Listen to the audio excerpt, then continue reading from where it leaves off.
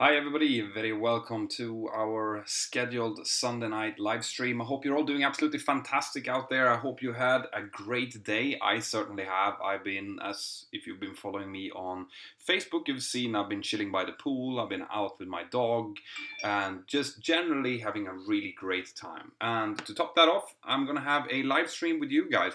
Hopefully, internet will keep up. You who have seen these live streams for a while, you know that sometimes my internet can go down. Just stay tuned. I will be fiddling around with the settings to make sure that I'll be back within a minute or so in case the image would start to lag. Right, so who do we have here? Plane Spotting Pro. Good to see you here. Agent Wizard XD as well. Great. As always, guys, you know the deal. I have the Mentour Aviation app, this little icon over here. If you open that up, you see that people can ask questions in there, and they can actually send push notification questions. So that little doo-doo that you heard just a minute ago, that was from the app. And you see, there's coming more of them here. All right. So use that. Or if you really have a question that you're just dying for me to answer, I might not be able to see you. You might be lucky and I might be picking one of your questions. But if not, just use the super chat and send in your question there. I am guaranteeing that I will be answering all of the question that comes up on the super chat. So guys, just to finish off from yesterday, I had a question before I finished off with what is a transponder and what does it do? Right, a transponder is basically a small radio transmitter that we have in the cockpit. Okay, when we get our clearance before our flight, we are assigned a transponder code, which is also referred to as a squawk code. That is a specific code for our aircraft, our flight. All right, we put that into the radio box, and that will then send the information, that code information, to the secondary radar that the controllers have, so that they can identify us on radar screen. Okay, that's basically what a transponder is. And if you remember the Malaysian Airlines flight that disappeared, they turned off the transponder. That is possible to do, but you still emit radar echoes, as in primary radar echoes, but you're not sending out secondary radar echoes. Right, cool. So, Squawk is 7700. Yeah, so that is also, I forgot to mention that, there are some specific squawk codes in case of emergency, okay? And 7700 is the international code for emergency.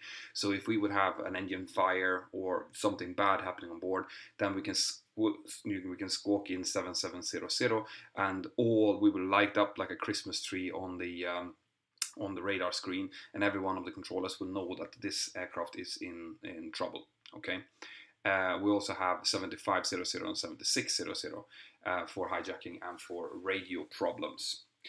Right, greetings to Bulldog Aviation as well. I hope you're doing absolutely fantastic. And Srekant, good to see you here. All right, so question here from Electro Fury. Do pilots during base training pay for their hotel and eating expenses when they travel? Well, this is depending on what kind of contract you're on. All right, so in some cases when you're doing training, if you're paying for your type rating yourself, for example, you might have to pay for your hotel stay and your food as well. While in other airlines, everything is going to be paid for you. All of it. You might actually be paid and get your salary while you're doing your type rating, while you're doing your base training and stuff like that. So it is only depending on what your contract is saying, what airline that you are joining, and it's very, very different depending on where in the world you're doing this. All right. From Roshil Manjashar. Hi, are cadet pilot programs worth it? Well, that's depending on what you mean with a cadet pilot program. If you mean an integrated program, which I think you are, then it depends on how much they are, what kind of guarantees you have at the back. Very rarely do you have a work guarantee as part of your cadet program. Normally, you're just guaranteed to get your licenses, and then the school might have connections to the airline industry, whereby if you've done, if you've done good during your course and you've showed that you are a good prospective pilot, they might recommend you to go to that specific airline and go through their selection process. But whether or not it's worth it, well, that's going to be up to you to decide. That also depends heavily on how the economy is looking at a whole. So now, for example, we're in a spot where there's loads and loads of pilots needed, and in that case, probably the cheapest possible solution you have in order to get your pilot licenses is the best solution, because it's likely that you're going to be sucked up by some kind of airline somewhere anyway. While in the downturn of industry, then it might be worth gold to have a school that can recommend you to the few airline jobs that exist. So you are going to have to judge these things carefully. Also, obviously, look at the quality of training. You know, go and check out the schools, make sure that that the schools are supplying you with the kind of training that you're hoping for. That's extremely important. Right, more questions from the chat. You see they're popping up all the time. Oh, by the way, guys, if you want to receive notifications and want to be able to send notifications and you have the app, make sure that you register. Register with an email address so that you can be sending notifications and so that I can send notifications. For example, about spontaneous live streams or meetups or things like that onto you. So make sure that you register yourself in the app. Mentor, is it important for the captain to have strong and stable leadership? Yes, it's as easy as that. Of course, it is. It is important that the captain shows good and strong leadership. That is basically what we do. You have to be able to both be a good team player, as in involve everyone in the crew, making sure that all of them feel like we're striving towards a common goal, but also be able to give orders when it's needed and kind of make sure that the ship is heading in the right direction. So leadership training is a big part of the command training and a big part of the preparation when you're still a first officer, before you become a captain, to talk with captains, to see how different captains are dealing with different things, and to find out what your leadership style is going to be like. So we focus a lot of this when in the time building up to your command, and also during your command training, and the first couple of years as a commander as well. You'll be constantly learning and constantly getting better. Can you influence your next destinations you're flying to? Do you have any favorite routes? Now, in my case, in my airline, I can't. That's decided by rostering. Rostering is just going to look at how much hours I have available, how the days will lock on to each other to make sure that I have sufficient rest in between them, and then they are just going to push out whatever destinations that I might have. In my case, they will also look into training sectors. So if they're cadets that need to be trained, then I am going to be put onto those flights. I can, and pilots generally can, if there is another pilot that has a flight that you want to do, maybe you have your family on board a flight and you want to do that flight, you can contact that pilot and see if you can swap. Right? So, and if you guys both have sufficient hours and it's not training involved or anything like that, then we just contact crew control and ask them if they can just swap our positions. And if everything works, rest-wise and stuff, they will just swap it over and you can influence that way. Some airlines, you will, depending on your seniority in the company, have quite good influence on which flights you're going to do. Long-haul flights, maybe you can opt in for doing a specific route that you like, but we can't. I don't really mind. I like routes that are around 2 hours long, not longer than that. Shorter than that can be good, but if we're doing training, then 2 hours is kind of good, 2 hours, 2 hours 10, something like that. So any of the destinations that I fly from my base, I'll be happy to fly. I don't have any specifics like, oh, I'd love to do that flight. All right. Do we have a thrust reduction altitude in Boeing like in an Airbus from Shrikant Vishnu? Yeah, we do. As if you mean the when we reduce the thrust from full takeoff thrust until climb thrust, it tends to happen at 1500 feet above ground level. We have a maximum of 5 minutes that the engines can go on full power before they have to be reduced back in order to preserve engine life. Okay. Cool. So, Mentor, what's creating the deep low sound whenever the engine is starting up? The deep low sound, I'm not sure exactly which one you're referring to there, but obviously the first bit you will hear is that the air conditioning will disappear. That will make it quiet in the cabin. That's because we're rerouting the bleed air from the APU into the engines in order to start the engines. So the first thing you'll hear is that bleed air being fed into the starter. The starter is starting to rotate the engine, that will then start sucking air through the fan, and that will start turning the fan. Okay, so you will start with N2, the N2 rotation, the core rotation, and then it will go on to the N1. So that's the beginning of the startup phase. And if you have a look at the video that I've created about it, how to start it, you'll see exactly in which order things happen as well. Bram Panemon, hey from Spain. I love hanging out with you guys, by the way. Oh, and like I said, if you have any questions that you really want me to answer, or if you just want to support the channel, then use the super chat function. Because I'm always going to answer those to the best of my possible knowledge. Does your health have to be perfect in order to get a class 1 medical? No, it doesn't have to be perfect, but you have to. There are certain conditions that you cannot have. I'm not going to go into exact, how to get your class 1 medical, because I'm not a doctor. So I might be missing things, or I might be saying things wrong, and I don't want you to misunderstand anything. So when it comes to medical questions, I'm going to stay clear of them. But no, you can have some conditions, right? You don't have to be like a perfect human specimen to get a class 1 medical. Just look at me, I would never gone through if you needed to be perfect. Right, more questions. And by the way, try not to use loads and loads of smileys in the chat, because it's just clogging up the chat and I can't see what questions are. Like Prague actually just did. Would you like to fly the 380? Yeah, I wouldn't mind. There's several machines that I would love to try. I would love to try to fly the Boeing 747, the Airbus 380. All of the Airbus types would be interesting to fly, because I don't know them. And as a professional, I would like to learn to do more stuff. So yeah, I would love to try the 380. And of course, it's a huge machine. It's cool.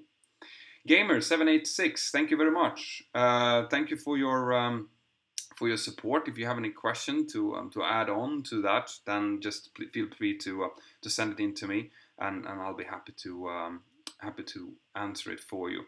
But everything that you guys are sending in through the super chat is helping the channel a lot. So it's greatly appreciated. And by the way, guys, like I mentioned yesterday, if you really feel like the channel is doing stuff for you, you're getting something out of it, and you want to support it, then go in and check out my Patreon page, and then maybe consider becoming a supporter there.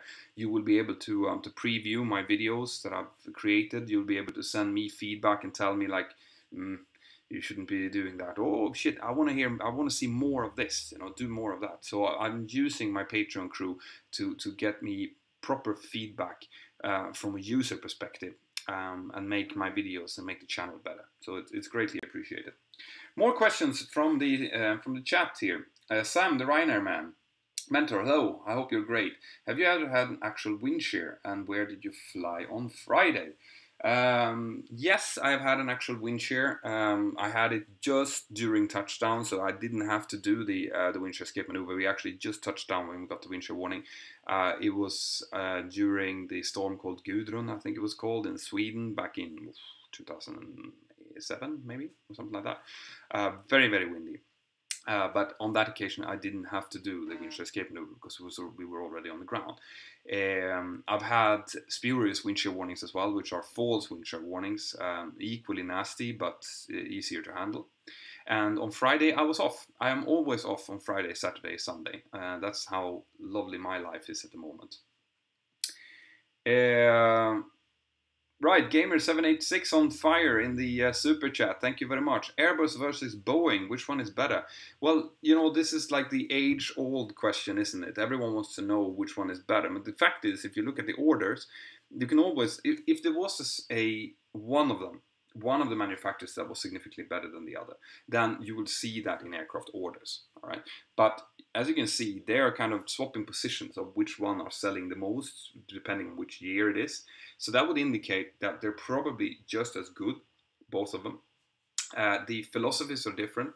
I have been brought up flying the Boeing. I like the Boeing concept. I like the fact that the pilot is in the center and have full authority, and the aircraft is basically telling the pilot what it's doing. Right? In the Airbus, I feel that it's a little bit more concealed, that the aircraft is kind of doing stuff, and the pilot has to actually check out what it is that it's doing. But that might just be me not having flown an Airbus and not really understanding that system. So the Airbus is obviously much more modern. It has taken more use of current technology. So by the 737, for example, largely is a 70s aircraft. If you look at the overhead panel, it looks like in the space shuttle because it was built by the same manufacturer and at the same time. Even the 737 MAX that is coming, if you look at the overhead panel, it's exactly the same. So it's old school versus new school. So me personally, since I'm used to Boeing, I like Boeing, but I think on the only thing that's going to decide the fate of those two manufacturers are whether or not they can create aircraft that are financially viable to the airlines. All right. So, for example, I think that the 737 MAX 10 is going to be a huge success. That's just my view, because basically it has the same kind of characteristics as the 757, but much more economical, and you can fly it on a 737 rating. So I think that the MAX 10 is a great idea. Also the MAX 8, the MAX 9. I think Airbus is going to have problems competing with that, but I think that the Airbus 350 and the 787 are also fantastic aircraft. It's kind of the same. You can kind of see that they're all competing in almost the same category. There are not huge differences between the biggest 737 MAX and the smallest 787 at the moment. So this, you can see where the economy is bringing these manufacturers together. It's really interesting to see. Go back just 5-10 years when the oil price was spiking and everyone thought that the Airbus 380 was going to be a huge success. Now that's tanking. That's not selling at all. But the 777 is selling, and the 787 is selling, and the 350 is selling. So it's extremely interesting to watch the industry at the moment. John Schumacher, hi, very welcome to the Super Chat, and as always, thank you for supporting. John is one of the biggest supporters in the Super Chat. I'm really grateful for that, John. He's also in my Patreon crew, so I've had a nice conversation. For my top patrons, I tend to hook up with them on Skype and have a kind of one-to-one conversation with them whenever I have the possibility to do so, just to check out and see how you guys are doing. And I've had a conversation with John, which is great. Hello, does the ATR aircraft require type rating? Yes, it does. Basically, all bigger aircraft do require a type rating. Think from business jet and up, you're going to have a type rating. So, Carlos Tumina, beside the Newtonian and Bernoulli theories, what else makes a plane fly? Well, that is basically it. It's a combination between Bernoulli's theorem and Newton's fourth law of physics. And if you combine those two, that is basically Bernoulli is creating that theorem is what basically is taught in all of the theoretical books, about the air going quicker on top of the wing and slower on the lower, and you have a high pressure on the low side and a low pressure on the top of the wing, and that is kind of creating the lift. But you also have Newton's third law of physics, which is every action will have an equal and opposite reaction. So if you have a wing against the wind and the wind kind of bounces off the wing, you will have a reaction upwards. That is creating it. So I am not a physicist, right? I know the basics of aerodynamics, but as far as I've understood, and as far as I think that anyone has understood, it is kind of, at different phases of flight, these two theories are the ones that are creating different amounts of the lift that an aircraft uses. I hope that answers your question, by the way, and it wasn't too vague. What is the shittiest experience in your aviation career? Oh, that's a great one. The shittiest experience I've had. Oh, I'm gonna have to think of that one. You have really bad days sometimes. You can't get away from that. I had a conversation on Facebook actually earlier on today where someone asked, do you ever get tired of this job? Do you ever get bored? And my answer to that is yes. Of course I do. Some days this job is not fun. It's as easy as that. You will have days where loads of things are happening that you don't want to happen. You might have passengers that are troublesome. You might have crew that are unhappy with each other. You might have things going wrong with the aircraft. You might have French air traffic control strikes, and all of that normally together, right? So there might be loads of shit going on, and it just makes your life miserable on that day. So of course this job is not like a constant dance on rose petals. Like, that would be wrong to say. This job is a great job, which means that the majority of the days you're really happy with what you're doing, but there are some days where you're not happy. All right. Now, I can't come up with the thing that would be the worst, shittiest thing that's ever happened to me. I've had passengers doing crazy stuff, like hitting each other, you know, like beating their girlfriends and wives, and we had to call the police. Loads of those things, not loads, but these things happening. But I can't, there's no like one day that pops up in my head thinking that was the shittiest day in my career, right? And that's good, you know, it means that probably they're not too bad days. Mentor, opinion on CTC. Yeah, no, I haven't been to CTC, which means that I haven't got any professional opinion about CTC. As far as I've understood, they are a very competent flight training organization. People tend to be generally very happy with them. They're very expensive, so that would be on the downside, but they also have some features about like payback if something happens to you during training. They seem to have very good instructors and good facilities and stuff like that. So I think it's a fairly safe bet, providing that you have the money. Okay. What is your scariest flight experience? Well, that goes back to the question that I just answered. That scariest flight experiences, well, that tend to be when things that are things that you haven't planned for happen. So, for example, an unexpected technical fault. Now, that's very rare because the 737 is an extremely reliable aircraft. Things do break, but it tends to be small things, you know, bulbs, small systems that are malfunctioning, so the secondary system has to jump in and stuff like that. Actual big time breakages, knock on wood, is very, very rare, right? So what I would say is probably the scariest things are weather related. That you go in, for example, here in Girona is very prone to thunderstorms, and they might not always be forecasted, and we always base our decision when it comes on fuel on our forecast. So if there's no indication that there will be any bad weather, well, then we'll take the legal minimum fuel, which is still enough to go to your destination, to your alternate, and a little bit on, but you wouldn't take any holding fuel. So then you fly down, and all of a sudden there are unpredicted thunderstorms there. And they might be covering both your destination and your alternate, and that can very quickly become really nasty. So that's why we tend to, the ones who are based down here, we tend to always, when you see that there's the slightest indication of thunderstorms, even if they're not forecasted, but you can see them building on the previous flight, you take a bit of extra fuel in order to avoid getting into that nasty situation, because stress and lack of time is never something that you want in this job. All right, you want to be mentally prepared for basically everything that happens, so that the things that you weren't prepared for doesn't take up that much of your abilities. Right, there's coming in loads of questions here, guys. So once again, if you do feel that I am not answering your questions, then feel free to use the super chat. Jatin Thakur, how can we talk on Skype? I need to know. Yeah, so if you go into www.patreon.com and you become one of my Patreon crew there, then we can schedule there are different levels of support that you do. And just read through them, and if you choose a level that where I have that in, then you can just we can schedule a Skype meeting and sit and have a talk, just you and me.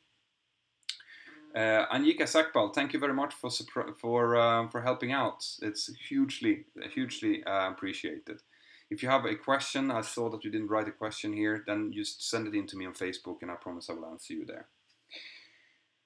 Okay, Sam the Ryanair man on the Mentour Aviation app, is turning bank angle 30 degrees dangerous sometimes, even in big winds? No.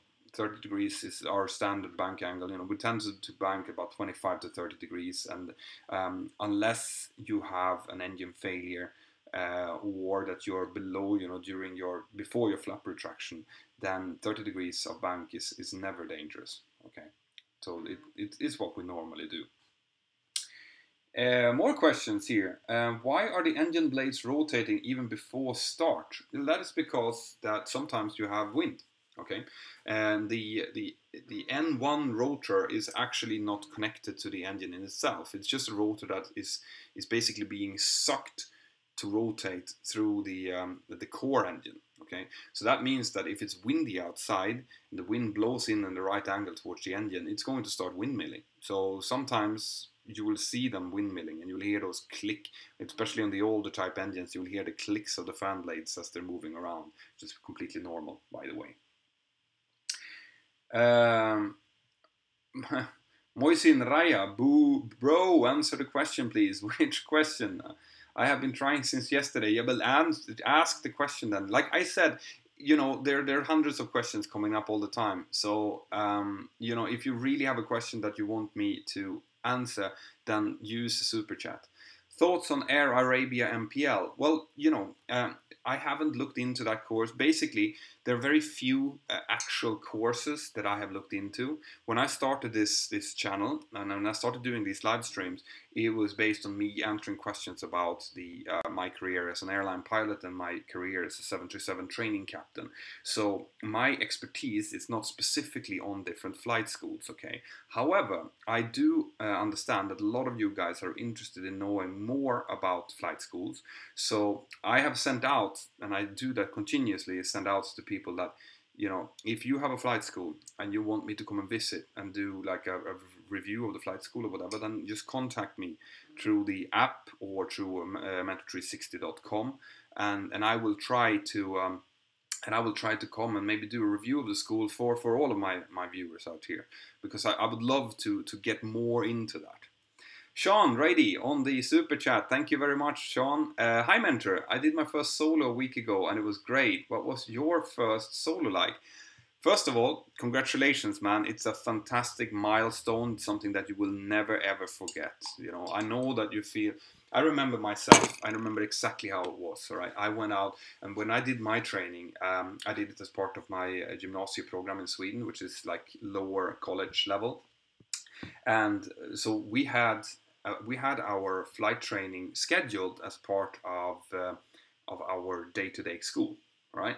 But you could, and you were basically expected to go there and do like sessions in the morning, sessions during the weekends and stuff like that, because basically our course was impossible to do during normal training hours. So you had to work on non-school hours.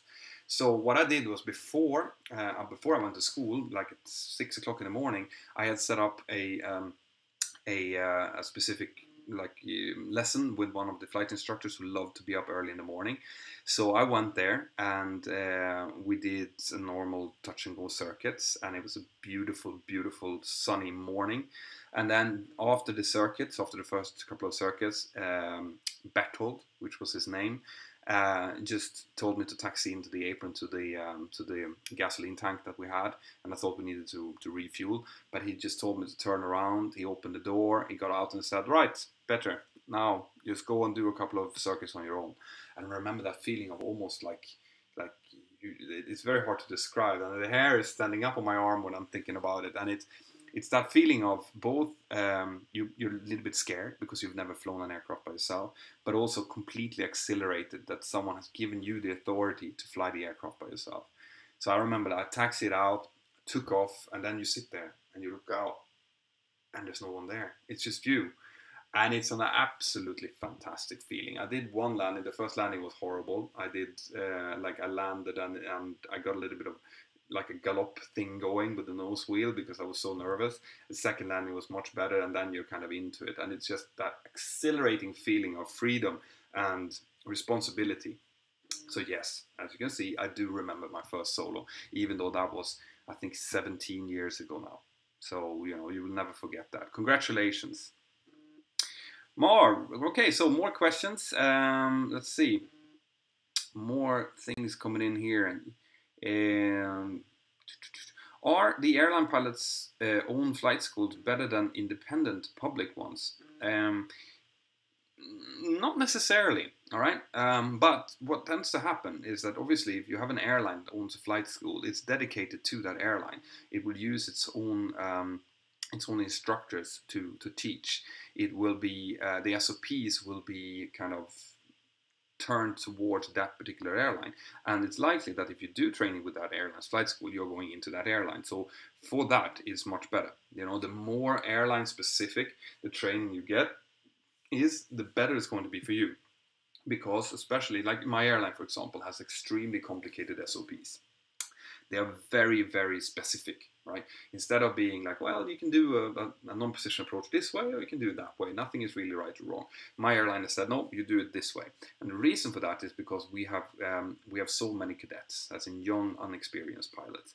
So for us, it's extremely important that our cadets, the ones that are coming in, knows as much as possible from an early stage about our standard operating procedures, because that is what their type rating is going to be based on, that is what their line training is going to be based on, and their entire career is going to be based on, because the SOPs are that way, so that a pilot with 200 hours should be able to easily fly with a pilot with 15,000 hours.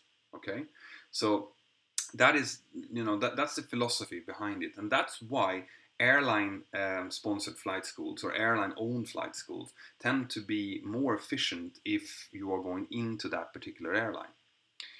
Tarun, Satya, thank you very much for your support. Hi sir, how are you? I'm 20 years old from India. Can you suggest me whether a pilot or flight dispatcher is best for the current status? Thank you for your great Mentour app. Thank you. All right. Right, so these are two completely different occupations, okay? Pilot is what I am. Pilot is fantastic. Pilot, you get to see the world. Pilot, you get to do loads of stuff. Dispatcher is an extremely important team player in the aviation world. He or she are the ones that are going to both manage the work around the aircraft, making sure that loading and fueling and all of that happens. By the way, there are differences here. In Europe, as flight dispatcher is one thing, and in America, flight dispatcher is it's a completely different thing. All right, but in Europe, the ones that I work with, they also produce load sheets, while in America they're also like briefing the flight crew on weather, stuff like that. It's more complicated to be a dispatcher in the US than it is in Europe, but they're doing a fantastic job. However, they are completely different. So I don't think it will cost you anything, or very little anyway, to get the training done to become a flight dispatcher. It will cost you a lot of money to become an airline pilot, but you will also earn more money as an airline pilot. So it's very hard for me to tell you exactly what to do, but if your dream is to fly an aircraft or operate in an aircraft, then obviously you're going to have to go towards the pilot occupation. And I hope that answers your question, and I'll be happy to answer any other questions that you guys might have along the road. This is why I created the Mentour Aviation app. By the way, the Mentour Aviation app is now turning out to be really, really interesting. I go in there on regular basis and see, and there's loads of questions. Like today, for example, we had a 737 cadet, Teddy. You've known him from Mentor Cadets as well. He's doing his type rating for an airline on the 737. And he was answering loads of questions, and then people came in and they had questions about the Airbus. Now then we have a Airbus pilot from the US called Ava, who's helping out loads in the app, okay? And she is answering the question about the Airbus. And then you have Teddy and me and Annie Fluff that are answering questions about the 737. So we're getting a huge, great crew in the app, guys. That can answer questions from everything from flight training, which Teddy has just gone through, for example, up until how it is to be an airline captain, which I am. So the app is turning out to become exactly what I want it to be, which is a tool for people from anywhere in the spectrum of aviation enthusiasts up into professional pilots to ask their questions without being judged for the questions. There are never any stupid questions, guys. Never. We will answer everything with the respect that it deserves. Right, what is the best way to pop your ears? As in, I just released a video on that basically last week. All right, the best way is to not have a cold. Second best way is to kind of, you see how I'm moving my jaw forward and then I'm tightening the muscles here, like that. That's how you open manually the eustachian tubes. This is something that we get used to doing all the time when we have just a little bit of a cold, in order to make sure that we both equalize the pressure going up and then equalize the pressure going down in the ears. Okay, because if you don't, you can actually burst your eardrums, which is extremely painful and very, very bad. Okay. So that, I always have some nose sprays, and just make sure before you use any kind of medication that you read through the fine print of the medication so that you can still operate heavy machinery. All right. So that's what I do. And then in extreme cases, if it's actually blocked, I just hold my nose and I blow, and that will then depressurize, especially on the way down. However, if you have to do that, it means that those station tubes are basically almost completely blocked. Not good. Stay home and rest. Right, questions. More questions on the super chat. Emmanuel Thurston, thank you very much. Hi, Mentor. Do I need to pay for the type rating even if gaining experience in an airline? What I mean is, do I pay for type ratings every time I wish to switch to a new airline in a new flight and then I can't see anything more? But I know what you mean, Emmanuel. All right. No. Right. The question, basically, this is how it tends to work. Okay.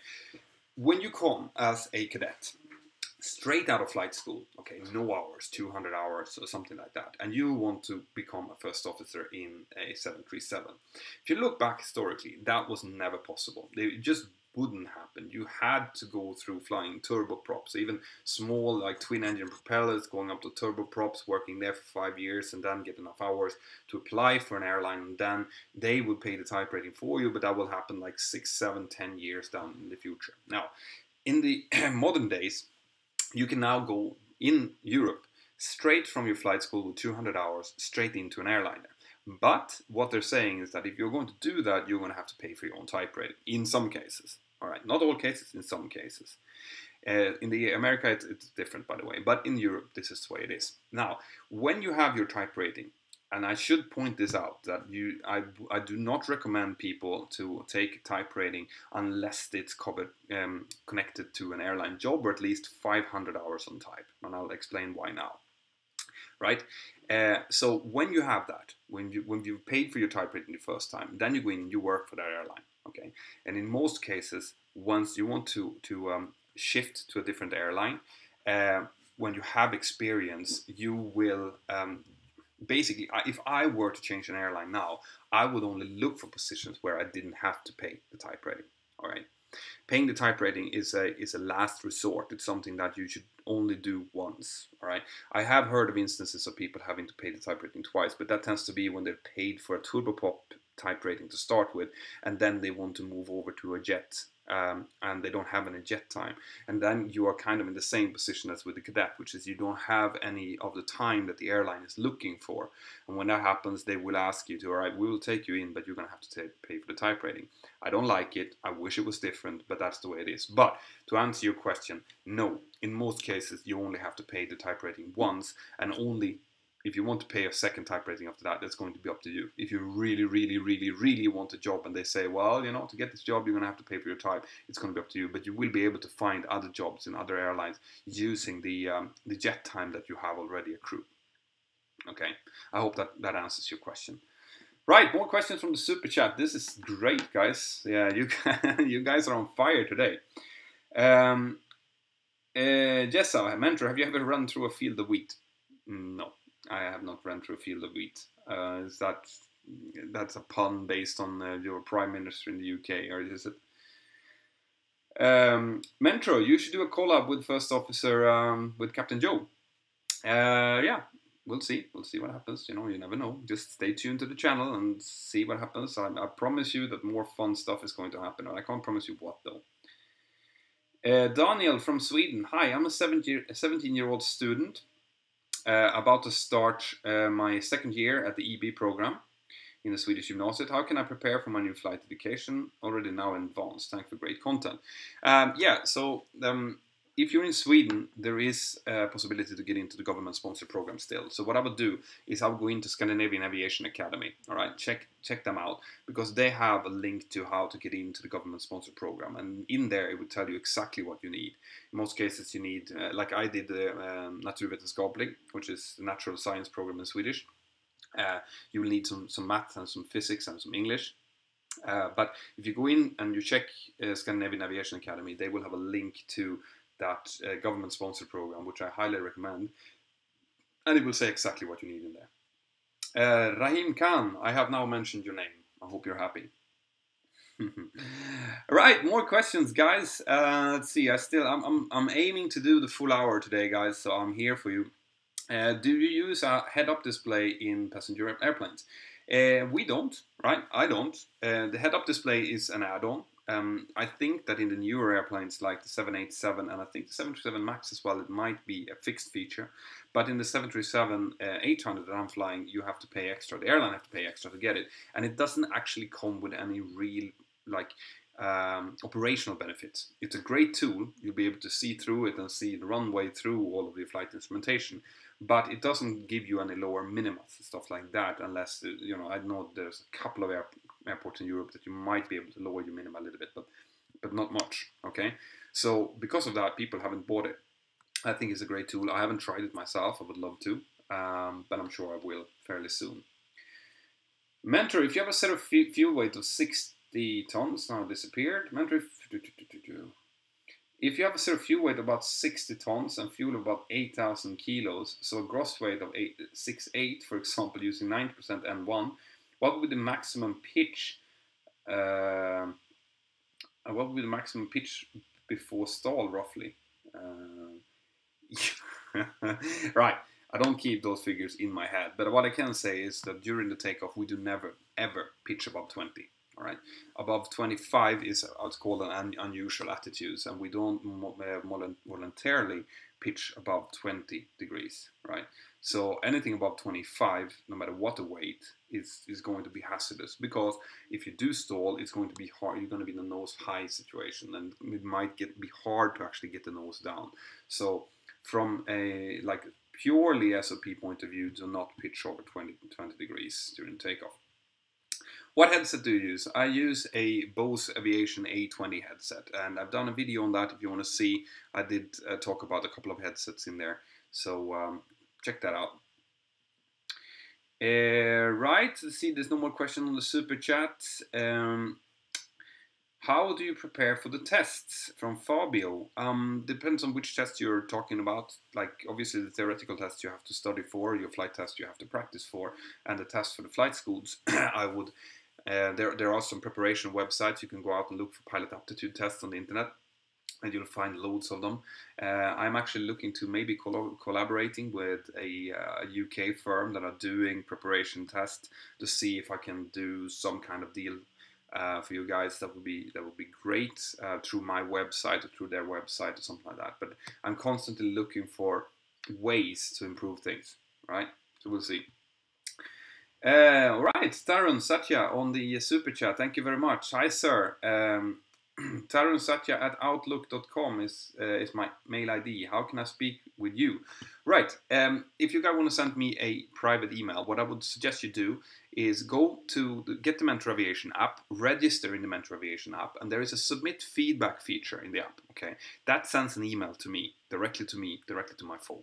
So if you use the submit feedback, if you have something really pressing that you want to ask me, then I will get the email. But you need to register in the app in order to do that. Do you speak to Captain Joe? Sometimes I do.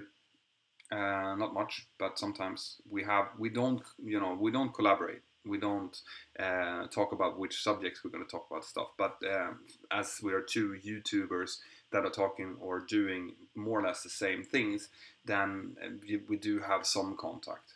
Okay.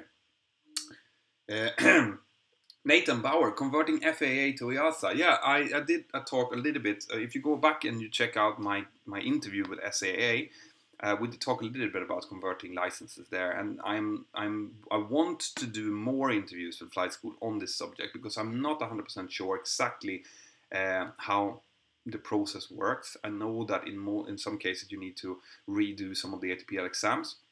I know that you also need to do some flight tests. Depending on what kind of experience you have, the flight school is going to basically make a training program for you to convert your licenses. So you're going to have to contact the training organizations in Europe in order to evaluate how much it will cost you to convert the licenses.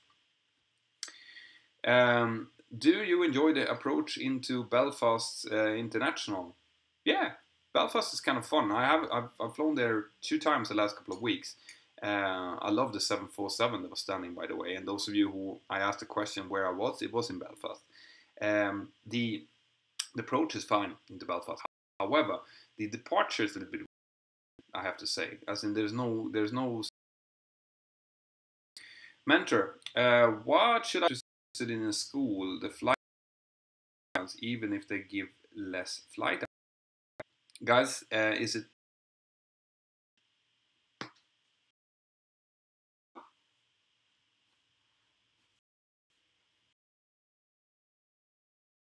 Can you see me? According to this, I have quite good internet, but it might be lagging a little bit. Yeah, so partnership with airlines is more important than flight hours. You know, the difference between different schools is not going to be much. It's going to be like 202 hours to 250 hours, something like that. So it's not going to be a huge difference. So if they have a partnership with an airline, that is much more important.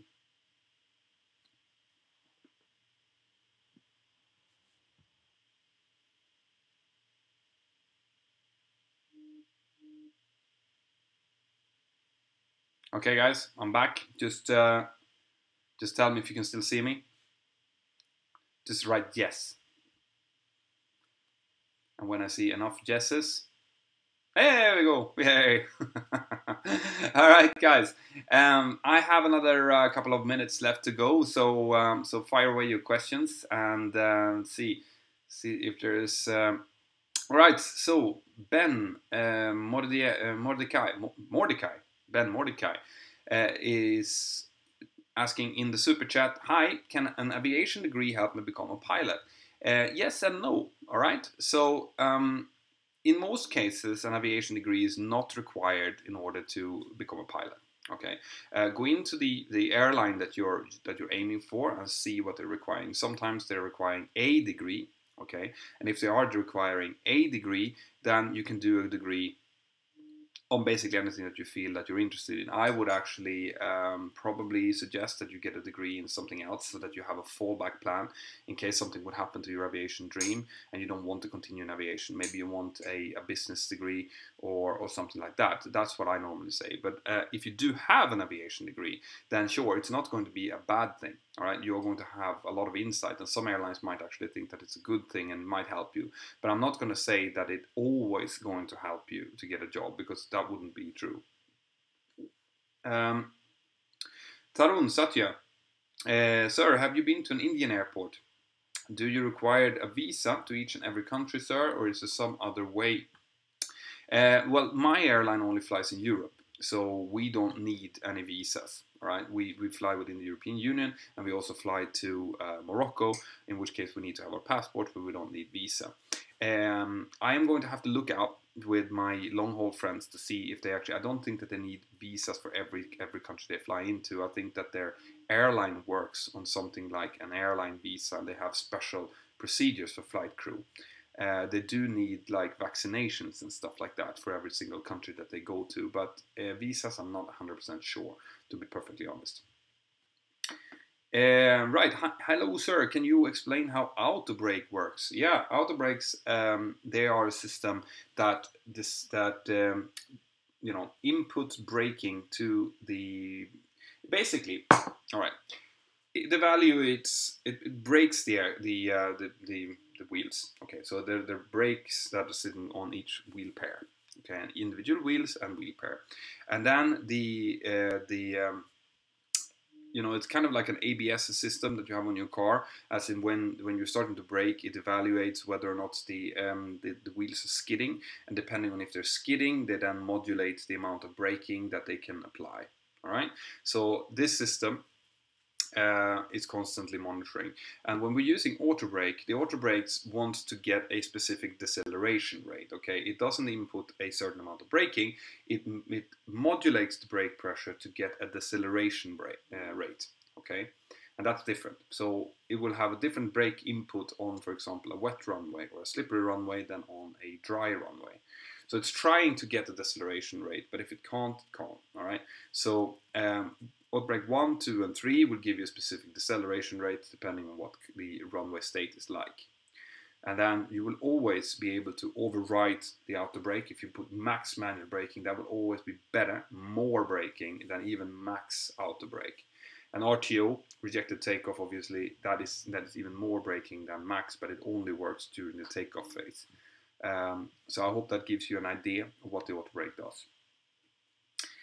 Mentor, I heard that when you're up high, you're exposed to high radiation. Is that something to consider before becoming a pilot? No, not really. All right, there is radiation, there is cosmic radiation, but it tends to increase a lot when you go up above flight level 500 and so below flight level 500, so where we are flying 40,000 feet, 41,000 feet, it's still relatively low. The airlines are required to monitor the level of cosmic radiation that any given pilot is exposed to, but they're not actually monitoring it with an instrument, they're just calculating it, right? And it's small amounts, it's less than if you're a nurse and you work with x-rays, for example. So you do get some radiation from the instrumentation and from the weather radar and stuff like that, but in most occupations, if you're sitting in front of a computer, for example, or close to a huge electronic center or whatever, you're going to get more radiation than that. So no, radiation is not a huge thing. But it's like with everything, you know, aviation is just 100 years old, and it's just the last couple of years that we've been flying as high, you know, regularly and for as many hours that we do. So we will see in a couple of years when I, for example, would be flying, you know, 600 to 900 hours per year for 15, 20 years, when we start to have medical problems, to see if they have any kind of relation to our work. But the airplanes are getting better, the air quality are getting better, there's less fumes being sucked in through the air conditioning system, and I think those are probably bigger dangers. So back in the day, they were bigger dangers than what radiation is. Right, some more questions from the Mentor Aviation chat. You know, as you can see, there are loads of them coming in here. Please explain how the tiller works. Well, I did do a video on that. You know, does an aircraft have a steering wheel? Check that out. It shows you how we operate the tiller. The tiller controls the nose wheel. Okay, it changes the nose wheel's steering angles. It's a little bit tricky to work in the beginning. It's kind of like turning a bicycle, but a huge one. So it takes some practice. But if you go in and you check out that video, you will see how we work it. Mentor, what are the rules governing the usage of electronic devices in the flight deck? At what points are you allowed to get your phone out and take photos, for example? Right. This differs between airlines, but basically a basic rule is that there are no PEDs, as personal electrical devices, allowed in the cockpit except for the ones that have been pre-approved by the airline. Okay. Definitely not in anything else than flight mode. However, if you use your common sense, and you are not impacting on the operation in any way, you would find very few airlines that would have anything against you snapping a photo of a nice sunset during cruise, for example. But you should not be, and I cannot emphasize this enough, you should not be taking videos during critical phases of flight, which includes this, anything from when you push back until you're in cruise, and anything from top of descent down till you've chocked on to the stand. So if you've seen me, for example, the videos that I've done in the flight deck are always when the aircraft is completely shut down at gate, right? There might be something else coming, right? There might be something coming from the flight deck as well, but that is with the specific approval from the chief pilot of the airline, okay? I would never do anything without specific approval. Right, and this is something I've seen a lot of cadets that are doing now. They're taking their GoPros and filming and stuff, and doing that during takeoff and landing and stuff like that. Just do not do it. All right, you can get yourself in a lot of trouble by doing that. So use your common sense. It's my best advice, and it goes for anything you do in this business. Use your common sense. Right, more questions. So Emmanuel Thurston, again, you're on fire on the super chat. And also Ben Callas, I'm going to take your question in a second here. One last suggestion I need. My plan is to get into an airline, PPL, CPL, ME, IR, CRM, MCC, in 1 year on a Cessna Caravan or a small planes with twin engine. I prefer to join Susier. Does that look good? Yeah. If Susier, that looks like really interesting operation, actually. I've seen a few of those worst place to be a pilot videos, and to be honest, to me it doesn't look like the worst place to be a pilot at all. It looks quite cool, actually, providing that you keep to the safety, and you monitor, make sure that you don't put yourselves in any kind of risks. But yeah, that sounds like a good plan. We're happy to hear from you and see here how things are going. Ben Callas, do you have any tips on lining up for final? Well, yes. You know that depending on obviously what kind of aircraft that you're flying. If you are flying a Cessna or a Piper, it's going to be much easier. But take wind into account. Um, Take speed, your own speed into account. Um, I mean, it's very hard not to. If I was in the aircraft with you, I'll be able to give you instructions on what you're doing if you're doing anything wrong in order when you're lining up on the runway. But to sit here in the super chat or sit here in the chat and discuss it, it's very hard without seeing what the problem is. So if you have any questions and specific questions, send me an email via the chat, sorry, the Mentour Aviation app, and I'll be happy to answer it for you. Right, guys, as you can see, I'm running out of voice here. I was speaking non-stop for 55 minutes. So if you have any last questions, guys, now before we give up for today, I'll be happy to answer them. What you do if there's a hydraulic failure? Well, there are QRH checklists, quick reference handbook checklists for that. We have 3 different hydraulic systems: System A, System B, and the standby hydraulic system. They all input kind of the same things. They're all taking over each other's duties, so to say. If one would fail, there are certain things that are going to disappear, but the really important stuff is still going to be operated. And in the case of a total loss of hydraulic pressure in the 737, you can still fly it.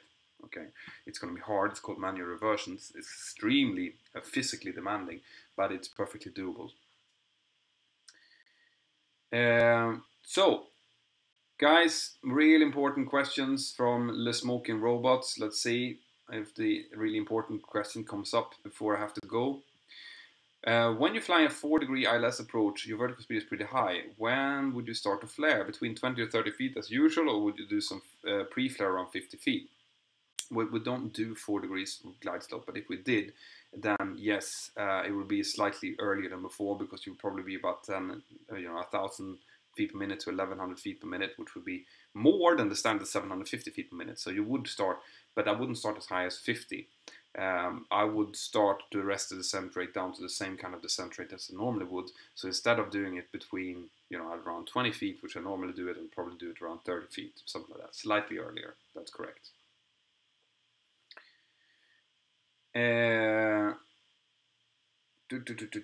Okay, guys, so I'm going to take the last few questions now from the Mentour Aviation chat here. How do you set the V approach speeds, VRF plus 5 plus half the headwind? Yeah, so when we set up the fly speed in the 737, you always set the VRF based on your weight, okay? So your weight is going to decide whatever VRF you have, and of course the flap setting, flaps 30 or 40. Then, on top of that, we always add 5 knots as a margin. So we try to aim to be 5 knots above our fly speed, our VREF speed, so that when we start to flare, we bleed that speed off and we land with our VREF. That's the theory behind it. However, if it's a lot of gusty winds and we're not using the auto throttle, and this is important to remember, if you're using the auto throttle for landing, then you don't need to add anything more. Even if it's very gusty or very windy, we still use the 5 knots. That's why when you're doing an autoland, Cat 3 autoland, we don't add anything. Okay, it's only just 5 knots. But if you're going to do a manual landing, then what we do is we take half the steady headwind plus the full gust value up to a maximum of VREF plus 15. So if you have 20 knots steady headwind, well, then you would add 10 knots to your VREF. Right? If you have 30 knots steady headwind, then you put 15. If you have 40 knots steady headwind, you still put only 15. All right. If you have 20 gusting 30, well, then you have 10 plus 10, but the maximum is 15. So it's going to be 15 anyway. So that's how we calculate it. Emmanuel Thurston, once more on the super chat. Thank you very much, Mentor. I was waiting for this opportunity. Thanks again for what you're doing. I will continue to follow you. Thank you, Emmanuel. And like I said, if you really like this and if you want to be part of the support crew of the channel, then go into Patreon and check that out. I think you might like that. November 321. Do airlines like engineering graduate? Sometimes they do. Okay, once again, it's one of those things that it might probably not be a requirement to become a pilot, but it's definitely going to work in your favor, and it's going to show that you have the capacity to go through a quite complicated technical course, for example. So, so yes, you know, check. It will definitely not be a disadvantage, and it will probably be an advantage. But I wouldn't do it just to become a pilot. You see what I mean? If you have it, it's great. But getting it just to have an advantage to become a pilot is probably not a good use of your time, if that makes any sense. Pilot Go is coming in on the super chat as well. Thank you very much, Pilot Go. Pilot Go is doing a similar channel to mine, but a smaller one. He's trying to gain subscribers. So go in and check out Pilot Go. He's doing basically his PPL stuff as far as I've understood it, and trying to explain what he's doing. So have a look at that channel. It's quite nice videos actually. Right, so last couple of questions now. You've just passed the hour here. As Romano Aviation Mentor, how long can it take you to become a captain in general? All right, this is something that I'm going to make a podcast about. All right, I'm going to do a full video about what you can expect when it comes to becoming a pilot, you know, not a captain, but when it comes to becoming a captain, you know, where the process starts as first officer, what you need to think about, what you can expect in the command upgrade process. So the time spectrum, it depends on what airline you're working for, okay? So if there's an airline who's rapidly expanding, you might be able to do your upgrade on minimum hours, which tends to be around 3,000 hours in total, and at least 1,500 hours on type. But you know, if you're coming in as a cadet, that means 3.5, 4 years before you can do your command upgrade. And in most airlines, it's a little bit more than that. So count between 5 and 10 years to become a captain as an average, looking at the industry. What country are you from? I am from Sweden. I am proudly from Sweden, guys. And with that, I would like to thank you, all of you, for your great participation here. I would like to ask you, well, you can follow me on Instagram, by the way, if you want to follow my like day-to-day life and my pictures that I'm taking at a non-critical phases of flight, then follow me. It's Mentor _ pilot. So Mentor _ pilot. Let's see if I can write it down somewhere so that you can all see it. And the low-tech variant of this. Oh, let's see if I can write this down.